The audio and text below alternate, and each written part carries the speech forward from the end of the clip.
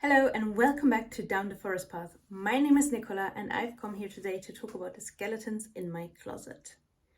It's not literal skeletons, but it is my UFOs or unfinished objects, meaning the knitting projects that have kind of fallen to the wayside in the, I think, 3 years now that I've been knitting, because it is Finish It February. So for those of you who don't know, Finish It February is a knitting thing that people started a few years back, where in February you just kind of take stock of everything that's been just sitting in project bags, bored and sad, and go through it and either put it to the two frog pile, which some people call the frog pond, or you actually say, I'm gonna actually finish this thing now because it's been there long enough.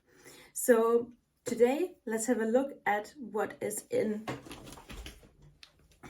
here.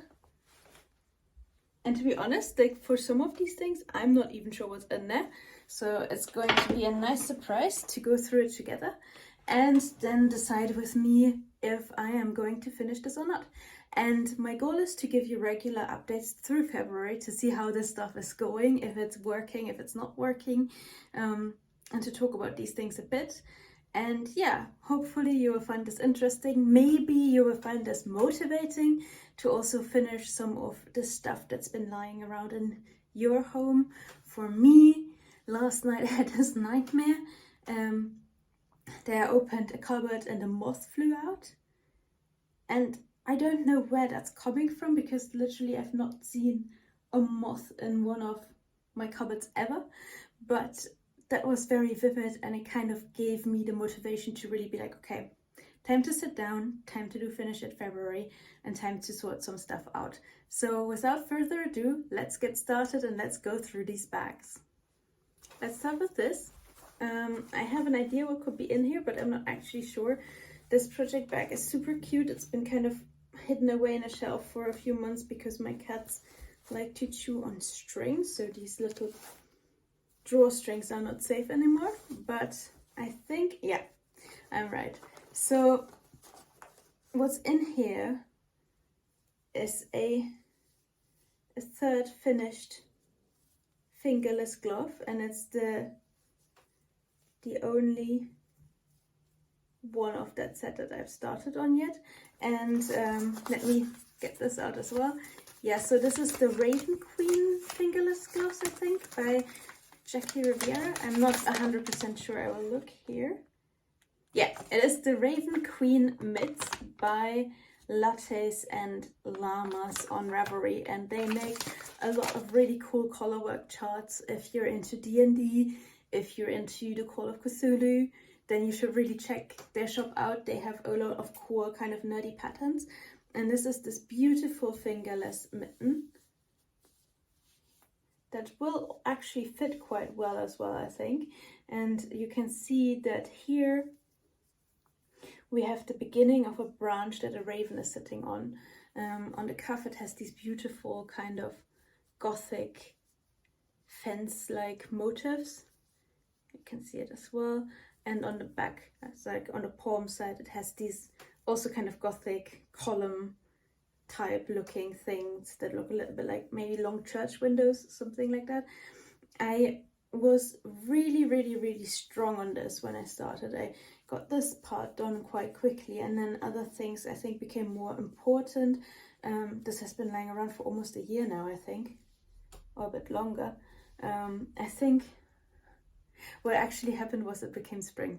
So I feel like with knitting mittens and gloves, you have this kind of kick in winter when it's actually super cold, and sometimes you don't time it quite right, and you start when it's already getting a little bit warmer, and then the first flowers start coming up and you're just like, it's not gonna be wearable for that long. So yeah, these are the Raven Queen mittens, and I have half of one done. So I'm keeping this. I actually want to finish this. The yarn was some leftover yarn from a shawl that was also kind of raven themed. It's my what was it called? That ring? No. Well, it's one of the Mittens patterns, and Lucifer. I think it was the Lucifer shawl. Was it? Yeah, I will, Morning Star. That's the name, Morning Star. It was the Morning Star shawl by Mittens, and I had this left over, and that's what these mittens are made out of. And I really love this yarn, so I do really want to finish it. And the other yarn I'm using is a Mondscharf Mini, which I'm also really happy with. So yeah, this is not going into the frog pond. This is going back into the project bag, and that's something that I will try to do. All right, next one. So this is my favorite project bag. It was a present from my husband, and I think it's so cute. It's from the Woolly Tangle, and the fabric is just so super nice with the little cranes on. So in here, what do we have? Yes, so this is actually quite a recent one. I started to make a keyhole scarf. Come on, here we go, for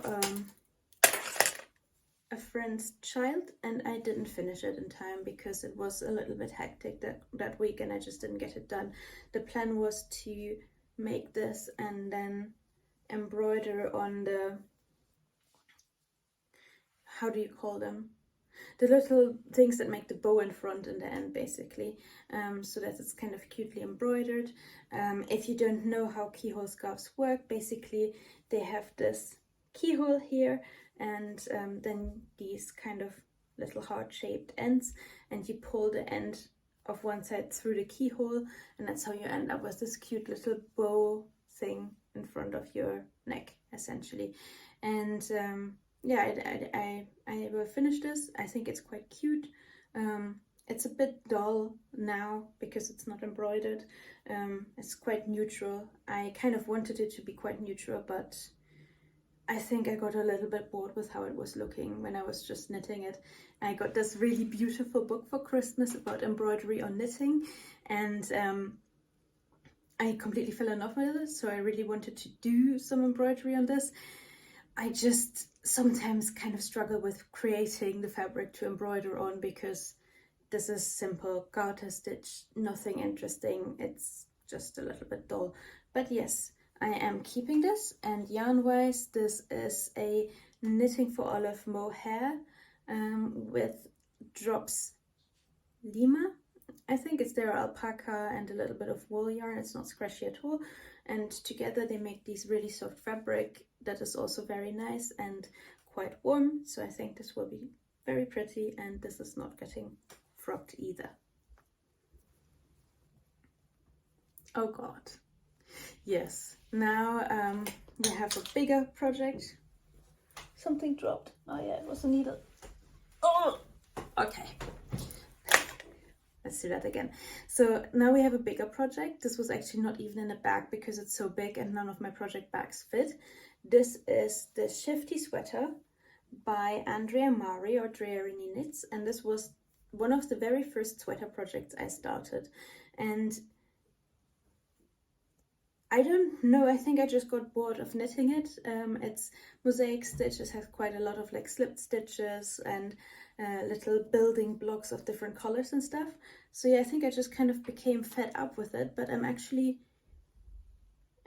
quite happy with how this looks, especially on camera with a little bit of distance, because if you knit something, you always just look at it super close up, and from further away it looks way different. Yeah, I don't know, I think this is actually quite nice. I was just lacking the motivation to keep going with it. In fact, let me just put a second needle in so I can try it on and then show it to you what it looks like.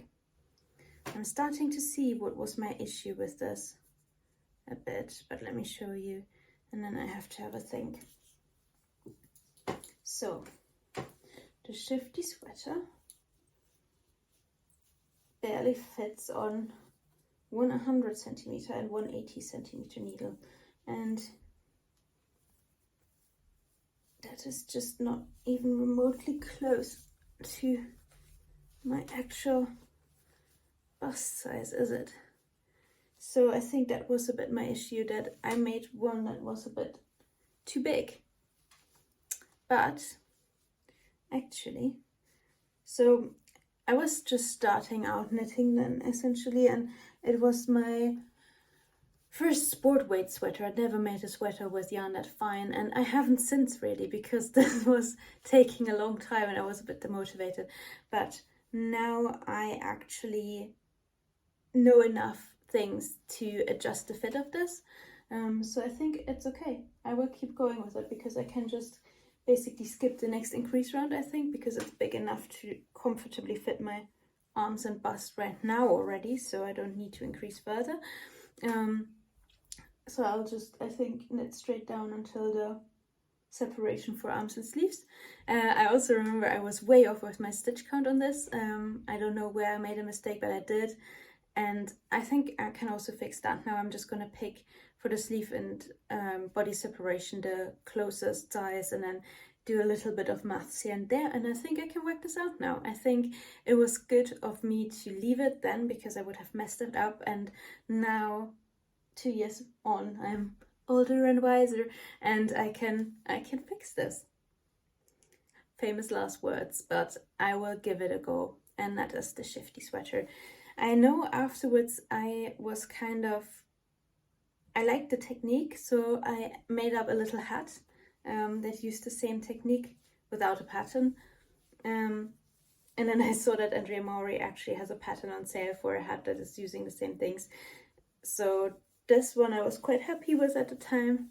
It's just a cute little hat, uses 40 grams of minis, and I still think it's cute.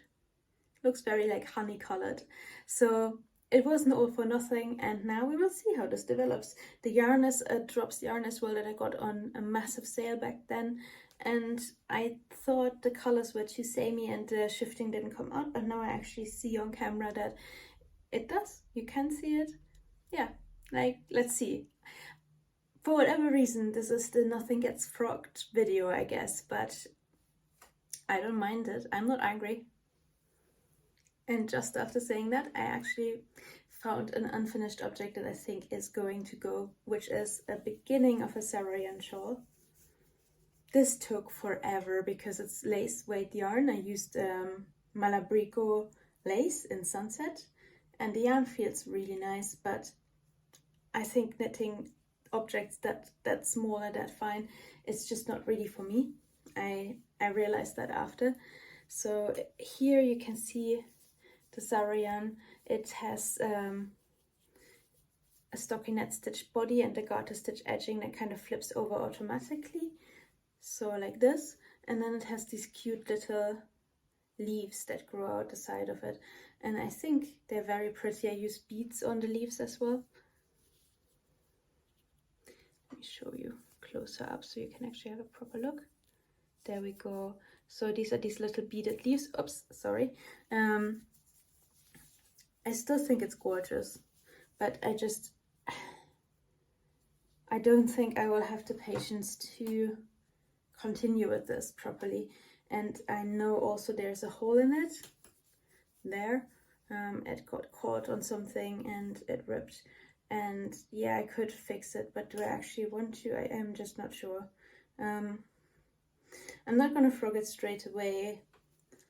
If you protest too much in the comments, I might even continue knitting on it. But yeah, I know it's pretty, I know it's beautiful, but I don't know if it's for me. So that's the Saroyan. I realized over time that I prefer doing patterns where it's lace the whole way through in one row and then purl the whole way the other side. Because with this one, because it's knit like this, so it keeps going this way, not knit in a like semicircle or something like that. You always have this part of each row that is super boring and simple because it's just stockinette stitch, and then at the end of it you have a few stitches of lace and that's it.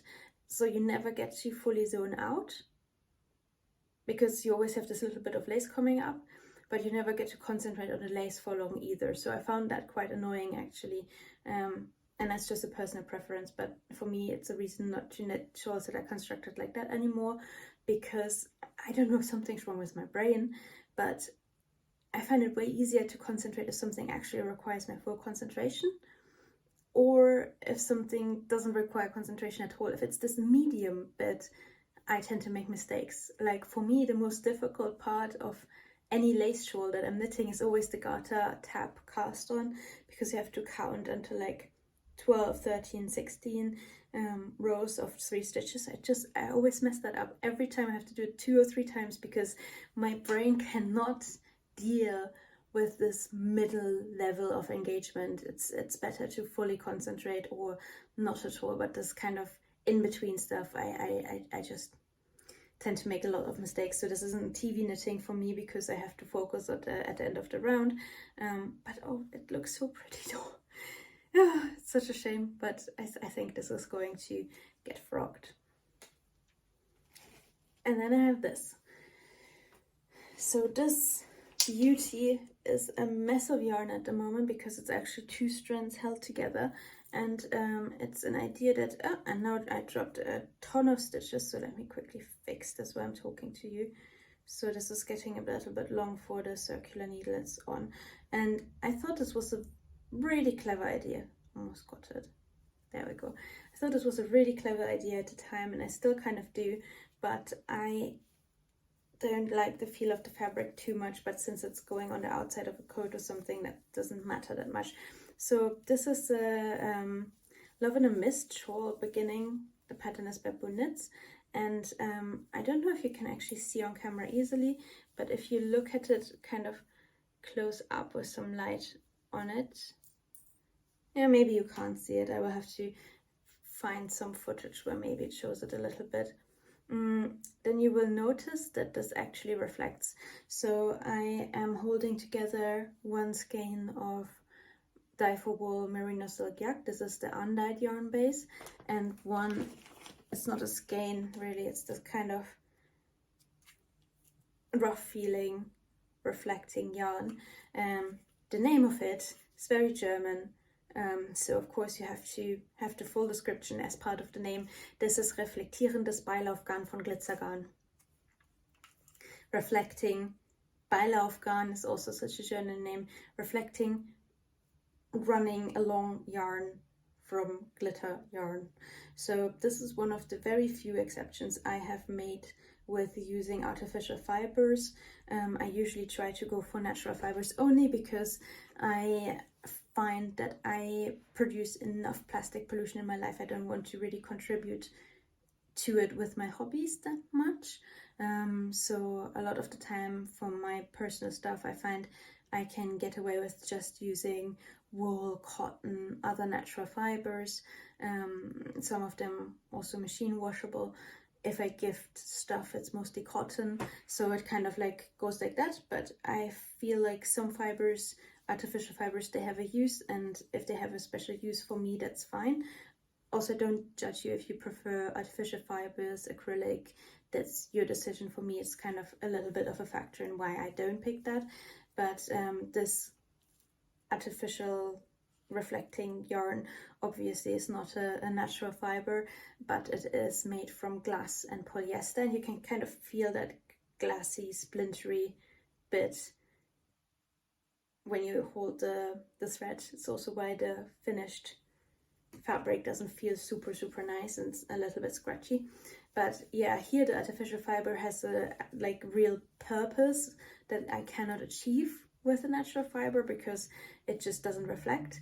And I love hiking, I love going on hikes, so in winter in Germany it gets very dark, it's hard to see pedestrians, so I think this is actually quite a practical solution to that, because I'll have a whole reflecting shawl. But to use it this winter, I should still finish it in February, because otherwise it's gonna get too light, and then I might as well put it away for another year and not finish it. So that's that. And then I have 2 more unfinished objects. They are presents, and I started with one and then thought, oh, maybe the other thing would be cooler, but then kind of went back to number 1, but whatever, maybe I'm gonna give both, maybe I'm not gonna finish either, let's see. But just for in case purposes. If your name starts with a J, you're one of my close friends and your birthday's in January, then please avert your eyes for the rest of this video. Okay, gonna give that 2 seconds to sink in. Fair warning was given, and the first of these unfinished objects is only unfinished because it's one fingerless mitten of a pair, fingerless glove, and this is the outfoxed mitten, and it's knit in Alice Darmore's yarn, and it came out a little bit big. So as you know, I tend to have a bit of a loose gauge, so I have to go down needle sizes, and I did that here, and I couldn't realistically go down further without hurting my hands a bit, so I went ahead with the smallest feasible needle size, and it still came out a little bit too big, so I felted it a bit, agitated the fabric, and that worked super well. Now it's this lovely warm, nice protective fabric, and my friend has a little bit bigger hands than me, so I think here it's gonna fit her beautifully when it doesn't fully fit me. So that one I think is so pretty, but I just haven't felt motivated to start on the second one. I've never knit socks. I've heard that there is such a thing as a second sock syndrome. So I think this is my second mitten syndrome, and I hope I will be able to get over that by kind of shaming myself publicly like this and admitting I haven't started on it. So that's that. These are the outfoxed mitts, and you can find the pattern on Ravelry. I think it's so cute. It's this adorable little fox looking at flowers, and on the back actually continues with the tail of the fox and then more flowers. And I think she would really like this, so I hope I find the motivation to finish this before I see her in the next time. Yeah, so that's number one. And number two is the beginning of a kind of improvised thrown together shawl. I just wanted something that I could do while doing other stuff, and it was also thought for her, but I will see how I go with it. I will finish this, I think.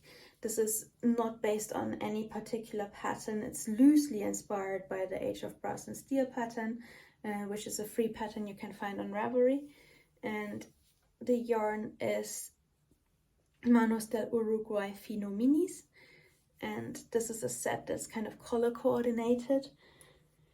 So you can see we have a darker red and a darker purple and a lighter purple, and I think part of why I've been kind of slow with this is because the next color is this, and then it's a bright yellow, and I've just been kind of feeling insecure about my color choices regarding the sequence of it. I feel like maybe I messed this up a bit, but I guess the only way to find out is to keep going or to frog it. But for me, as you see, most of the time it's not an option. I sometimes joke that sunk cost fallacy is my middle name, because I tend to just trooper through with projects even if I don't actually fully am convinced of them, and this is one of them. But it's also so soft and cozy that I think even if the colors don't come out super well in the end, she's still going to really appreciate it, because it feels like a little warm hug, and it's just the coziest thing ever. I forgot I had one more unfinished object, and I almost packed up without seeing it, and then I was like, what's in this bag? And it was this one. So this is another Boon Knits shawl, beginning of one, and it's so gorgeous because it's this mochav yarn that has linen and alpaca in it, and silk, I think, and it's so drapey. It was supposed to be a heaven sent, but I don't know if I will do that pattern or another one. But yeah, this is just absolutely pretty, and I think I should finish it because it's not going to be too long before spring, and this is going to be perfect. It's the one I started in Scotland, so it has a lot of nostalgia attached to it as well, and I'm not giving that one away. But yeah, I think I could make something out of this, and I won't frog it. I will keep it, and it's so pretty. I love it. All right, but I think that's now really it. So yeah, these are my unfinished objects. I won't finish everything this month. I just know that it's going to be a busy month as is, lots of birthdays coming up, but I'm going to give it a good run and we'll see what we'll finish. My plan is to update you regularly on the progress. If you are also kind of participating finish it February, and you have some UFOs you want to finish this month, let me know in the comments. I would like to know if I'm alone in this or not. Yeah, let's see how this goes. I will keep you posted, and please press thumbs for me, as we say in Germany. Cross fingers, like something for good luck, that hopefully I will be able to finish most of this in February. If you like this video, please give it a thumbs up and subscribe to my channel if you'd like to. I put out episodes in very irregular intervals. I'm always trying to get something approaching like 1 episode a month or something like that, but sometimes it can be a bit more, sometimes it can be a bit less. It just really depends on how busy my life is and how much my cats let me record, because they tend to cry in front of the door if they are separated for too long. Okay, so see you soon. Have a great month, and I will see you before the month's over to give you some updates. Bye!